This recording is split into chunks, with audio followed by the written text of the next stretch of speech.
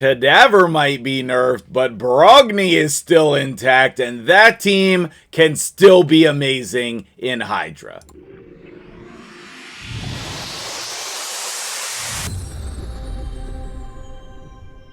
What's up, guys? MtgJedi here. How you doing today? We are talking about the Brogni Cadaver strategy in Raid with no Cadaver, no problem. Now, I know a lot of you are super glad that the Cadaver team is dead, but it's actually not. It's just down to a more reasonable level, okay? And the great thing is you don't need Cadaver for this team, nor do I recommend you using him.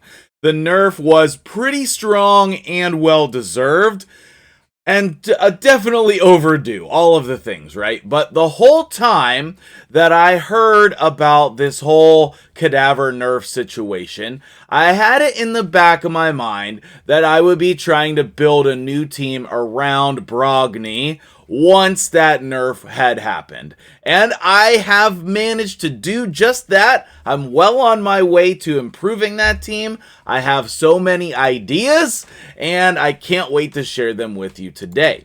One of the really great things about Brogni is that he does ridiculous damage without anybody else. You don't need anyone else for Brogni to do great damage, okay? All you need is a ridiculous build on him. The better of a build you put on him, the more damage he's going to do. The more you empower him, he's going to do good damage. If you are able to get blessings, all of the normal ways you're improving damage on champions is going to drastically increase the damage on Brogni. And I have evidence of that today that I'm very excited to share with you. All right? Now, we can still utilize this ability here to block debuffs, increase attack, and grow the shields, or place the shields, rather. And then we can also utilize this ability to remove a debuff from all allies, increase the value of the shield buffs. But the main purpose of Brogni and this team is because he does a ton of damage. Now, you have to basically ignore that he's a support champion and build him like you would build an arena nuker, which we're going to jump into. I'm going to show you all the builds today. His A1 and his A2 can smack for upwards of 400,000 per hit, especially on hard, which is where I ran my new team, and I would recommend you starting with yours. Now, I'll give you some options, just like always, but there's definitely going to be a clear winner here in terms of our new damage dealer, okay? So let's jump in and take a look at the team first, and then we'll look at the builds. So let's head over to the Hydra section and see the crazy numbers I put up in Hard Hydra. Alright, big shout out to my clan, Oath of Unity, Chronic, Big Mike, Beercules, all putting up crazy numbers over here. I'm actually in 4th place on damage. No Acrizia, no problem. Still over 200 million. But I always want to keep improving, alright?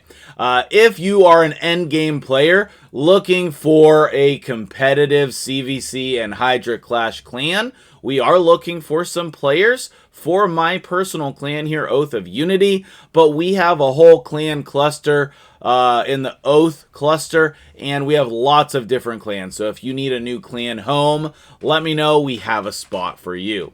Now, coming in here, let's jump over to the Hydra Clash. We are in 1st place right now, which is great, and we've used less keys than other people, which is great.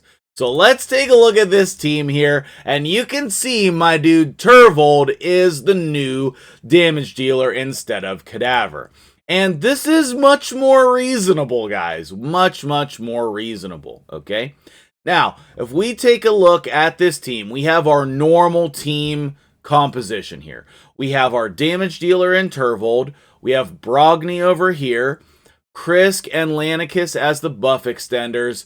Lydia for the decreased defense and weaken, and then we have 1 flex slot, which I don't really think that Coronar is the best slot for this, but he's the one that I got to work this week.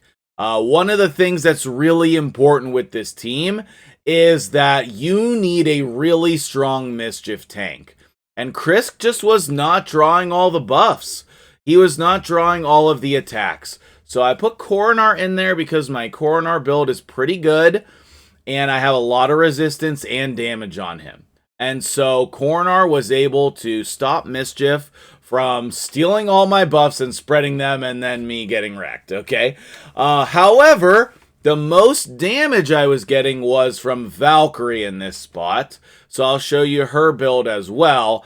I think that maybe the right answer is going to be a slow resistance Inquisitor Shamail. But I'm open to suggestions, okay? Obviously, Coronar was the second lowest damage dealer in this team, with Lanicus being the lowest. But really, Lanicus's purpose is extending those buffs. Actually, placing the buffs is really important for her in this team. And then also the ally attack, obviously. Now, what if you don't have Turvold? Well, I think Turvold is particularly important for this, and I'll break that down now, so let's head over and take a look at him. Okay, not only is Turvold one of the coolest looking champions in the game with his giant sword, but also he has this ability where his damage increases according to the number of buffs on him. Are there any other champions that do something similar to that? Please let me know in the comments below. Don't say Terrace, but he could go in this team for sure. And we also have this: increase attack, increase crit rate, increase speed, but we're getting all of those buffs already. So one important thing to note is we're not using this ability hardly ever. The only time we need to use this ability is if this is on cooldown and we really need to free somebody from being consumed, then we could use this to get an extra turn to jump into this. But most of the time, we don't need this. We're just happy to have our buffs up the whole time. If you're using this extra turn, or you're putting your Turvold in Relentless, I think that could cause some issues with consistency and running out of your buffs. Unfortunately, we have a stupid attack and faction crypts aura, which is the most annoying part about Turvold for me. Plarium, this should be all battles. Stop it. A1, he does have a chance to place Weaken. Even with the low amount of accuracy that you're going to end up with on him, he could still place the Weaken, which is pretty nice. But Turvold in this team can smack for 2 million damage per hit if he has enough buffs and enough damage built into his kit. So this is definitely the guy. Once you decapitate the heads, use this ability on the stubs to get 1 million to 2 million damage. It's crazy. And that's per hit. So you can do 4 million damage if all situations are ideal, which it won't always be, because sometimes you'll run out of buffs, sometimes things will happen, blah, blah, blah, blah, this, and that, but many times during the fight, you will get that to trigger. All right, what are some other pointers about this team before we jump in, okay? I still think it's going to be great to manual this. I don't think it's going to work really well without manualing it, but you can see the gear sets that we have on here. Turvold is going to be in Savage. We have not a stone skin set, but we'll have a speed set, and we'll have a perception set on Coronar. We'll have lethal and just the stone skin on Brogni. We have righteous and cursed on Krisk. We have speed and cursed on Lydia. We have righteous and speed on Lanicus. Now, these are going to be some endgame builds. So if you can't get these stats, just do the best that you can. If you can't get 2 champions in cursed, okay, no problem. If you can't even get 1 champion in cursed, okay, no problem. Just do the best you can. But obviously adding cursed here is going to add a lot more damage, okay? Brogni, the only reason that Krisk and Lydia had more damage than him is because of their cursed sets. Otherwise, Brogni would outdamage them by a mile, by like 1,000,000 miles, okay? Turvold doing the majority of the damage, obviously, with his 180 million damage. And if you take a look here, actually, I don't think you can see it in this picture. Can you see it over here under hard? No. Okay, well, we did not quite reach the turn limit on this team. We were like 10 turns short or something. The run kind of fell apart right near the very end. So this is not the maximum potential of this team. And there are plenty of other people with better gear than me. So compare with what you think you can do. But if you have these champions, this is almost 1 billion damage right here from my hard team. I don't think that my version's good enough to run on Brutal, but honestly, I kind of want to try. I don't think that it would do as much damage, though. I think it would do less. I think we would be down in the 200 range, and I feel like I could get 200 with a lot of different teams. Whereas over 400 million on hard is extremely difficult. I've even been working with some Trunda teams, and I can't get that. I'm struggling to get, you know, over 250 million with any other team. And so this has been the biggest boost to damage that I've been able to accomplish in hard Hydra, and I think you can too. Obviously, let me know what you think about all this in the comments below, and hit that like button so that YouTube will share this with other people and more people can see this strategy and build it on their accounts. Without further ado, let's jump into the builds and wrap up the video. Okay, as I am bringing all of my champions to the front of my roster under recently used, just a reminder that the Doom Tower is coming to an end, and if you're like me, putting off your secret rooms all the way till the last minute, make sure you get those done. Alright, let's start with the man of the hour, Brogni. I have him in a lethal set and then a broken set. You just want to have like the best possible gloves with attack percentage and crit damage and crit rate. Same thing with your chest, attack, crit rate, speed, all of that stuff. Attack percentage boots if you can, with speed, crit rate, attack percentage. I have the full thing leveled up on this Ascension for attack. We still need a 6-star helmet that's going to go well in here. But we have a max glyph on here, crit rate, crit damage, speed. We have the shield, which is, I don't know, kind of mediocre, but does the job.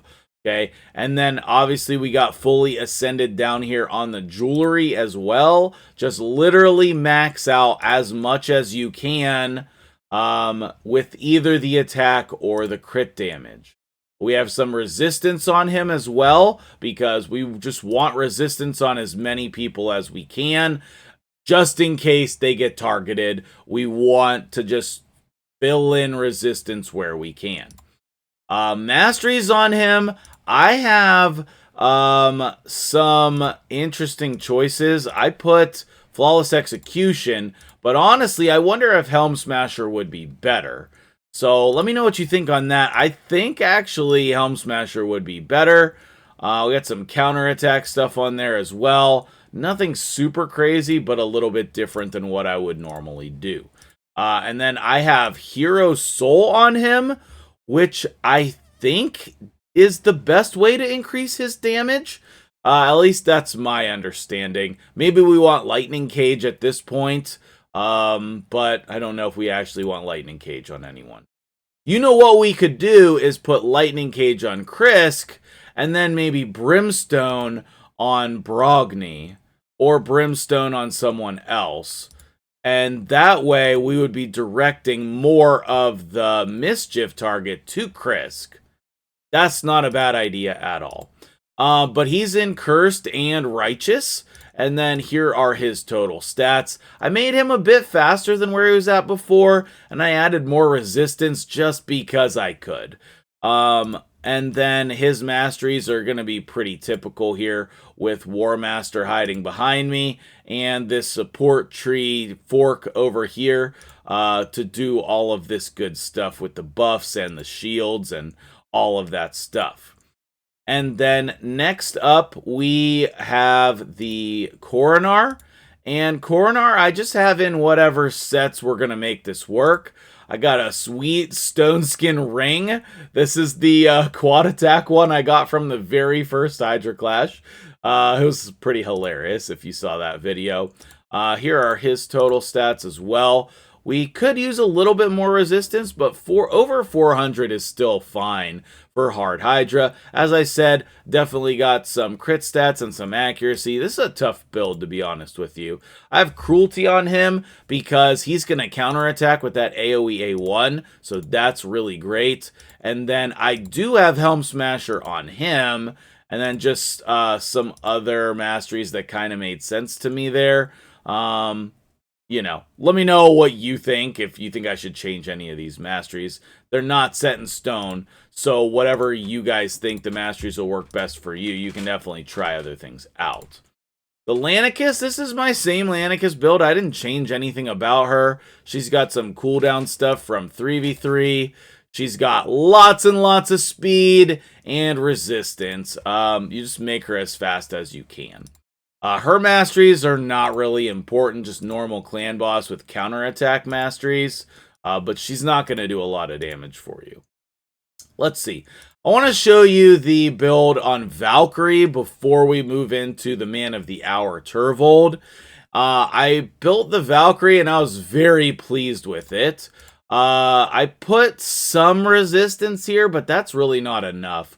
So I would think about improving that. And then technically you can build everybody with 75% crit rate. You are going to, with Lanicus over here, you are going to have the 70%, excuse me. You are going to have the crit rate buff up the majority of the time. But really, I didn't do that for most of the people, okay? Most of them, I put them either at 100 or I didn't care at all. Then these were the masteries on our Valkyrie over here. Okay, and last but not least, we have the Man of the Hour. I took the gear that I was testing with Trunda and put that on him. So he's not that fast, but he's got 8100 attack and 267 crit damage, and that's with no blessing. So I am trying to get a blessing on him. That would be really, really helpful as well. Even if it's just a 2-star, that'd be 500 more attack. Or if we could get a 4-star, then that would get some more crit damage. And then the masteries, I have Helm Smasher on him as well. The cooldown one is very, very good. Cycle of Violence. That's going to lead to a lot more damage. I don't think that it's correct to go support tree, but maybe you could convince me. I liked the idea of just counter-attacking, okay? Last but not least, I do want to try him with Inquisitor Shamail, so I will be working on that type of a build also. Let me put myself back on screen here. What questions do you have about this team? Do you think it's legit? I think the numbers speak for themselves, but will you go build this on your account? Clearly I can improve the accessories over here. I don't know what's going on with this. We could definitely farm some Phantom Shogun and level that up. This, either put the attack or get the crit damage amulet back on there. And then we could even put resistance on here to help the situation. But I'm thinking we should, at minimum, do this. Yeah, let's put this on. So let's see what the crit damage would be. I tested him in a lot of different builds. And one of the builds that I tested him in was with Oella. And Oella, you want some resistance on everyone. So I think that's where that came from. But I forgot to switch it back. So definitely more damage out of Turvold is definitely possible. So thank you so much for watching. I'm MtgJedi. Share this with those people in your clan who can build this, because I think this is the next best thing. This is the new meta. Turvold in the Cadaver team, and we'll figure out the best builds of that team for the maximum damage. I look forward to I look forward to hearing from you guys about what your build of this team will look like. Tag me, message me, show me what you can do, and we'll build this team together. We'll see you guys in the next one. Probably some more shards tomorrow.